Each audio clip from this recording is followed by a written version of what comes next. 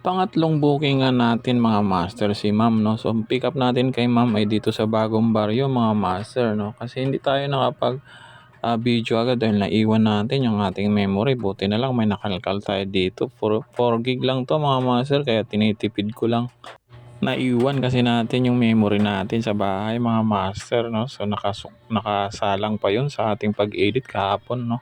So ang hatid ni ma'am ay sa may SM Santa Mesa. So pagdating nga dito sa may SM Santa Mesa mga master pagturo ni ma'am kung saan siya bababa at huminto na ako dito. So inilalay ko na yung kaliwang kamay ko dahil pagkaalam ko dito siya bababa sa kaliwa pero bigla siyang bumaba sa kanan mga master no.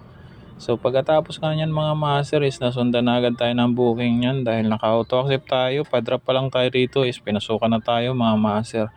Ang sunod naman na pick up natin ay sa may Mesa Residence mga master no. So ito at pagdating natin sa pick up point nandun na si sir, nag-aantay na. So yun talaga yung maganda mga master, yung ating pasahero bago pa mag-book dapat nasa lobby na sila at hindi na natin aantayin pa na bumaba at sasabihin nilang nasa elevator pa lang sila.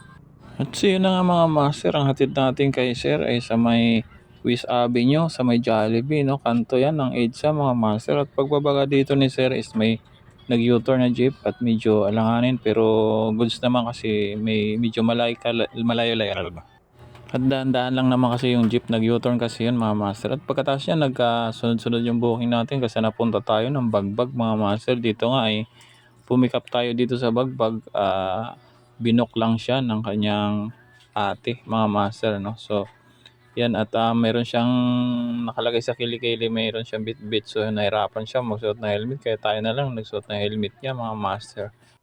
Sa eskwelahan mga master dito sa may Talipapa no. So pagkatapos yan mga master nasundan na agad tayo ng booking naman. Dito naman tayo pumikap sa malapit sa may C5 mga master no, sa dulo ng Mindanao Avenue sa may ginagawang expressway dyan. So medyo nag-antay nga tayo ng medyo matagal. Yung pala naliligo pa siguro si ma'am at halata naman na may dala pa siyang suklay, nagsusuklay pa.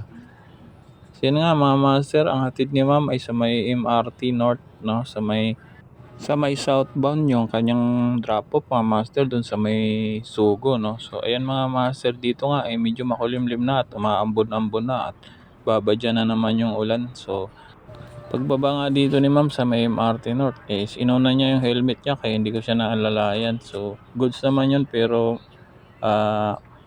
delikado pa rin yung mga master dahil hindi ako nakaalalay sa kanya dahil binigay niya agad yung helmet pagbaba niya.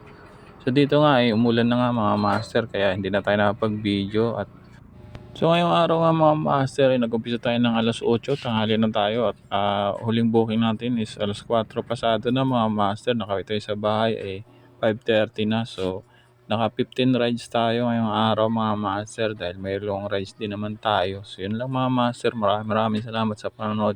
Hanggang sa muli.